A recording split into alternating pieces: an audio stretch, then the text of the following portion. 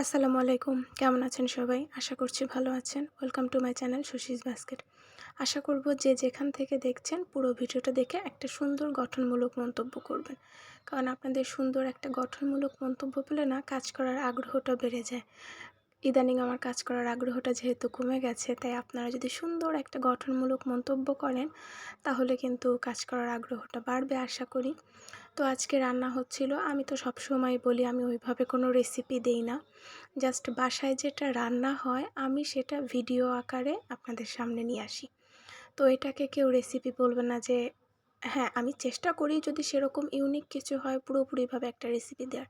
কিন্তু বাসায় আমাদের নরমাল বেসিক রান্না হয়, এটা আমার মনে হয় কম বেশি সবার বাসাতেই হয়।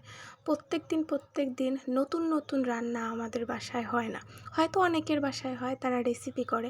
আমি তো আর কোনো কুকিং চ্যানেল, রেসিপি চ্যানেল খুলি নাই যে এখানে আমি সুন্দর নতুন নতুন ইউনিক রান্না দেবো। এই জন্য আমার একটা ভিডিও দিতে হবে। আমি ব্লগ করি, মানে আমার মতন করে ছোটোখাটো ব্লগ বা ভিডিও রান্নার এগুলোই আমি শেয়ার করার চেষ্টা করি। তো আজকে আলু আর বেগুন দিয়ে মাছের ঝোল হচ্ছিল।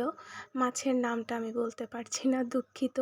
আমি এর আগে বহুতবার বলেছি আমি মাছ চিনি না। আর যখন আমি ভয়েসটা দিচ্ছি সেই মুহূর্তে রাত্রেবেলা দিচ্ছি সবাই ঘুমিয়ে গেছে। তো আমি মাছের নামটা এখন কাকে জিজ্ঞেস করতে যাব? তো ভাবলাম ঠিক আছে, আমি তো আর রেসিপি দেই না, আমার আপু ভাইয়ারা আমার বিষয়টা বুঝতে পারবে, তাই না?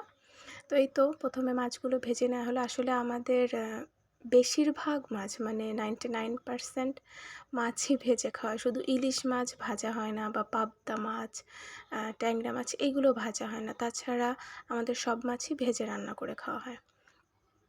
মানে খেতে পারে না আসলে, আমি নিজেও পারি না। আমি তো হালকা ভাজাও খাইতে পারি না, কড়া ভাজা লাগে। তো এই যে পেঁয়াজ রসুন বাটা দিয়ে আর গুঁড়া মশলা, হলুদ গুঁড়া, জিরা গুঁড়া, ধনিয়া গুঁড়া, লবণ, মরিচের গুঁড়া এগুলো দিয়ে, আর মনে হয় মরিচ বাটাও ব্যবহার করেছে, এইগুলো দিয়ে মশলাটা সুন্দর করে কষায় নেওয়া হলো। এবং তারপর একটু পানি দিয়ে কষায়। আমি তো 3বার পানি দিই, এটা যদিও আমি রান্না করছি না, এটা বৌমনি রান্না করছিল। তো পরে আলু আর বেগুনটা দিয়ে কষিয়ে নিচ্ছে, মানে দুটো একসাথেই দিয়ে কষিয়ে নেওয়া হচ্ছে। সবাই বলে না কষাইতেই, মানে তরকারি যত কষা যাবে, মশলা যত কষা যাবে তত টেস্ট হয়। তো এই তো বেশি সময় ধরেই কষানো হইলো। পরে ঝোলের পানি দিয়ে দেয়া হইলো। ঝোল যতটা খাওয়া যায়, এই ঝোল মানে এই মাছের ঝোলটা খেতে কিন্তু খুব ভালো লাগে, আমার কিন্তু অনেক মজা লাগে।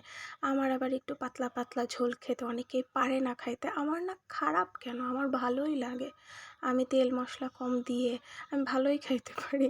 আমার কাছে মনে হয় যেটা টেস্টের থেকে আমার মনে হয় খাওয়ার পরে যেটা খেলে পেটে শান্তি লাগে সেটাই ভালো। তো এটা ভাবতে ভাবতে আমার আসলে ভালোই লাগে খেতে। পরে এই তো মাছগুলোও দিয়ে দেয়া হইলো। তো এই তো এইভাবেই আপনাদের সামনে কোনো ছোটোখাটো এলোমেলো ব্লগ বা রান্নার ভিডিও আপনাদের সামনে তুলে ধরি। কেমন লাগে আপনারা পুরোটা দেখে একটু চেষ্টা করবেন কমেন্ট করার। কারণ আবোল তাবোল কমেন্ট করলে না কারো কাছেই ঠিক ভালো লাগে না। তো কেমন লাগলো জানাবেন। আল্লাহ হাফেজ।